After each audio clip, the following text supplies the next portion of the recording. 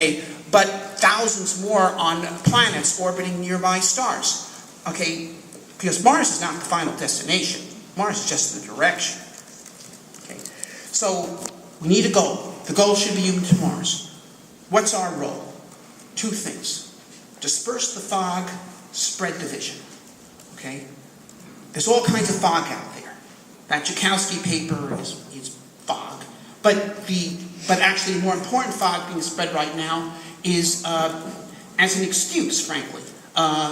What I call a snow day. Certain people in the space establishment are saying we shouldn't go to Mars for the sake of science, because if we go to Mars, we will not know if we discover life there, whether it's indigenous or not.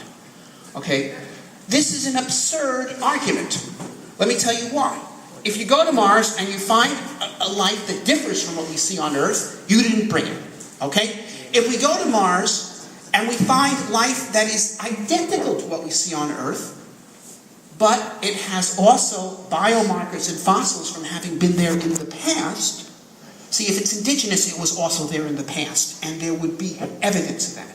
Okay, unless you're a creationist and you believe that the fossils on Earth were put here by God to fool us into believing that there was a past. Okay. Well, the fossils on Mars, okay, some people might think they were put there on God to fool us into believing that they were there in the past, but most people of a scientific outlook would say, no, that would prove that they were there before we got there. This is also, by the way, how you know that the French exist.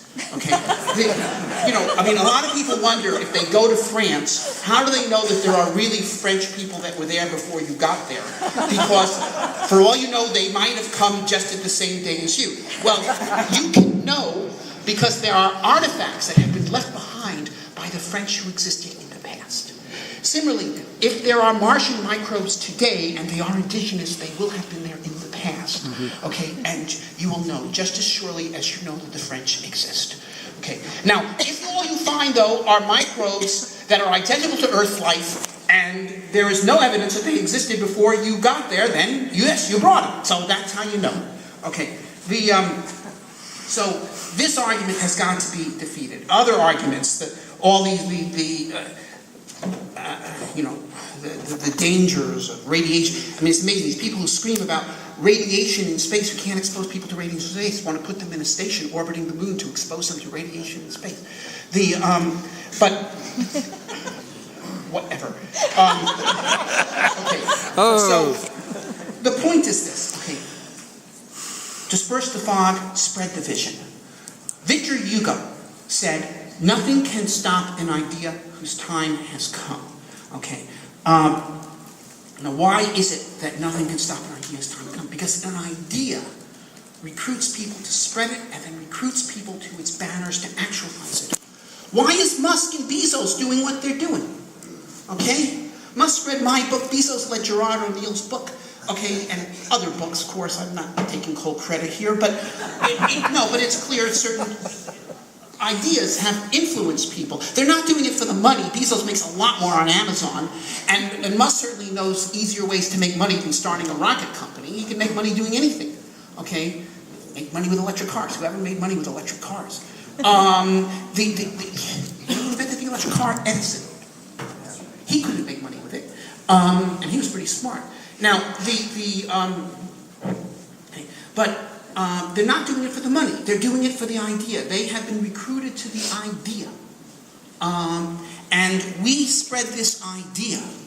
We will recruit more Musks and more Bezos and more people who are in positions to influence government policy. The government is still needed. And not just to pursue this wonderful science program. Okay,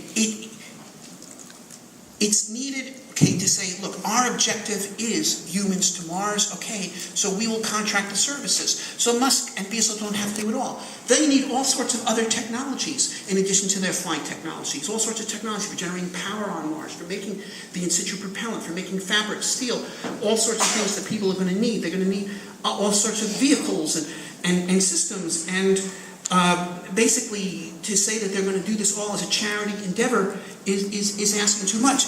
They're doing their bit right now by lowering by orders of magnitude the costs of such a program. But at the end, someone's going to still have to pay the reduced cost.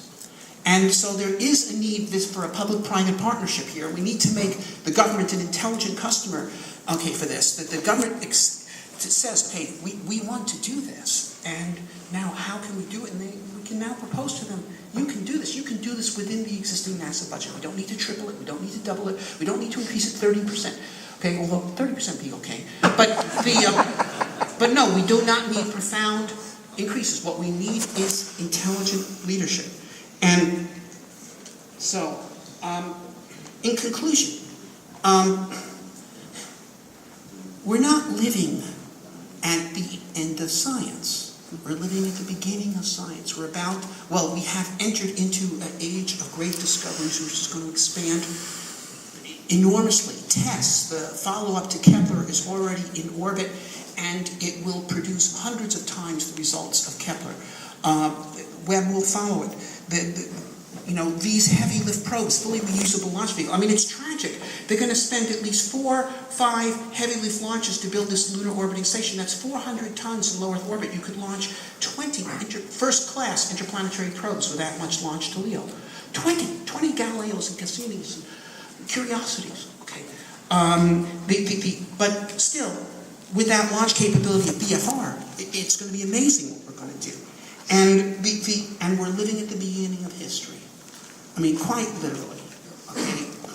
I mean, sure, it's been okay. We've gotten the overture done here, getting out of Africa and establishing a global Type 1 civilization. But now, Type 2, where we become a spacefaring interplanetary species, roaming the solar system, in which there are thousands of worlds. People talk about bringing back metals from the asteroids, and maybe we will. And certainly we can start asteroid exploration as soon as we pass a bill allowing people to stake claims.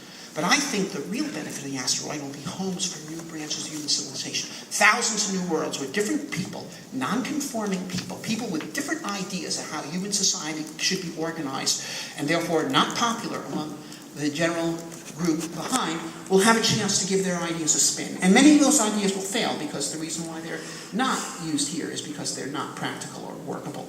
But some will succeed, and they'll show the way for the rest of us.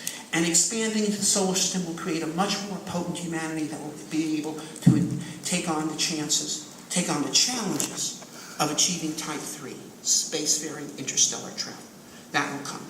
So if we do what we can do in our time, disperse the fog, spread the vision, establish humanity on Mars, then 500 years from now, there will be human civilizations on thousands of worlds in our solar system and others. Something as grand compared to what we are today as we are compared to our distant ancestors, the local species that existed in the Kenyan Rift Valley, and then took on the challenges of settling the rest of the Earth. Because, we're not native to the Earth, we're native to Kenya. That's why they got these thin arms with no fur. We're tropical.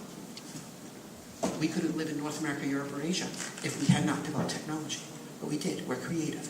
Okay? And that's why we're going to inherit the stars. Thank you. Bravo.